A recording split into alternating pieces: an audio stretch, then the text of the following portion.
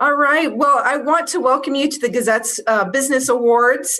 This is the Food Distribution Award. And this year, with our awards being virtual, the theme is resilience. And I have three folks that we wanted to honor today as the recipients of the Food Distribution Award. And I'll let them talk a little bit about their roles in kind of helping the community recover after the derecho on August 10th. So let's start off. I wanted to ask, really, Willie Ray Fairley, you are the owner of Willie Ray's Q Shack. So I understand that you opened in 2019 and your building survived the storm. So what did you do next? Well, after kind of picking up a little bit from home, I asked the lady to take me to my shop and get the grill, get the food, and bring back to the neighborhood and cook and share for everyone. And I understand that you ended up, using your mobile food truck to then kind of keep serving food throughout the recovery? Yes. And what was that like? Did you find like people were coming to you and saying, hey, I want to help support this, or how did that work? Well, it kind of started where, after I took care of my neighborhood, there's a few pictures got shared and had a guy hit me up, and it's like he wanted to get some pictures. So, and then whenever I started talking with him, he said he was in the National Guard. So I'm like, hey, let's feed those guys. And then I took the truck out, he got some pictures, and then we just kept feeding people. That's awesome. And what's business been like, since? Oh, there's a lot of people definitely coming out to support, showing their appreciation for the things that we did. So, I say from my end, it was like a community coming together where everyone pitched in and like, hey, you're doing a good job. I'm not able to do it, so I can bless you so you'll be able to continue doing what you're doing. So I give thanks to everyone in the community for helping out, pitching in. That's fantastic. I want to just keep on the barbecue theme here for a minute. So Jenny Becker, you're with the Zach Johnson Foundation. I understand the foundation was pivotal in bringing Operation Barbecue Relief to Cedar Rapids after the derecho. And this is the national organization that travels to where there's storms or other natural disasters. Tell me a little bit about how that came together.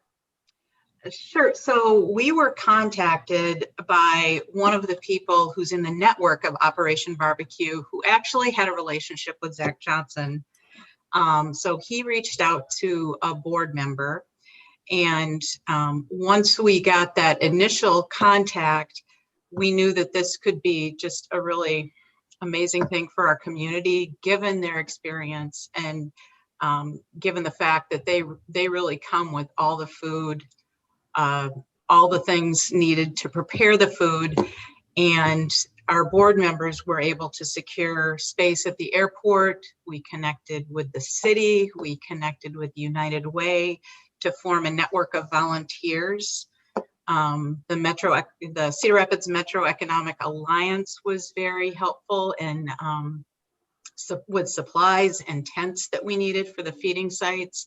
So I would say that while we had the connection, it was a true partnership effort that happened very quickly, because I think all of those entities knew that there would be a lot of need for food, given the power outages, given the destruction, and that we could be a part of that effort. And I understand, probably tens of thousands of meals were served during that week plus period. Yeah, with the experience that Operation Barbecue has, they were really equipped to do about 10,000 meals a day. So during that, we started on the Saturday after the derecho with kind of a practice round, and then started in earnest on Sunday. And we were feeding close to that amount. Now, we did have assistance to the Salvation Army kicked in at the end, as did the Red Cross. So there was just a whole host of volunteers and people that in many cases their own homes suffered damage, but they were out there helping folks get fed. That's great. No, I wanted to talk also, lastly, we've got Carter Oswood, and he's the executive director of Feed Iowa First. So Carter, you were quoted in the New York Times in August because of Feed Iowa First efforts to get fresh produce to Cedar Rapids families after the storm. So I wondered if you could tell us a little bit about how much food you distributed and how you got all that produce into the hands of people who needed it. Yeah, so that Monday of the storm, everybody was a bit shell shocked. Tuesday we kind of regrouped, and then Wednesday and Thursday are our regular distribution. So regular distribution is going out into known food insecure neighborhoods that we visit on a consistent schedule. And that is when we really saw different sides of town and the true damage. A lot of these areas, they got hit hardest we've been week after week. So Hawthorne, Glenbrook, Cedar Ridge, and I had reports coming back that people were outside, that they were literally taking food direct and cooking it over fires. And so it just kind of got crazy very quickly. We went about 12 days without electricity, and the heartbeat of our organization is our walk-in fridge.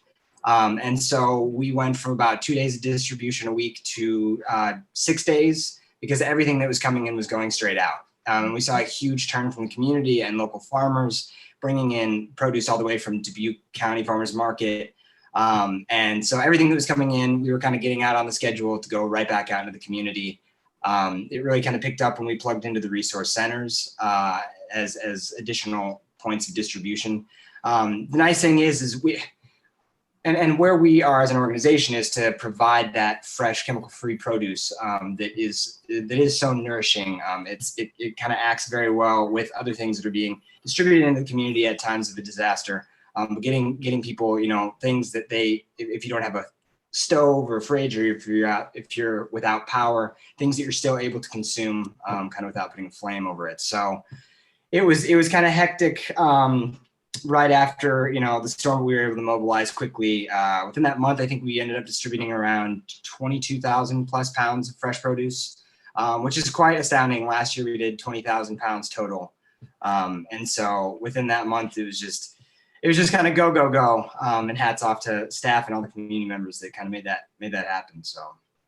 So you're saying along with, barbecue and cornbread and things like that maybe a salad was a good accompaniment? Yeah, exactly. And you kind of see it, you see it in different neighborhoods as well. That's where preference really breaks down as well, like people who enjoy collards over kale or something that can be used fresh versus something you might need to boil. The neat thing that we really saw was the communities within the neighborhoods coming together. We saw in one area specifically where there's a large population of immigrant and refugee community. You saw people coming together and seeing how new recipes were made. Like one guy came up and he said, "You got to try this. This fish curry. I've never had it."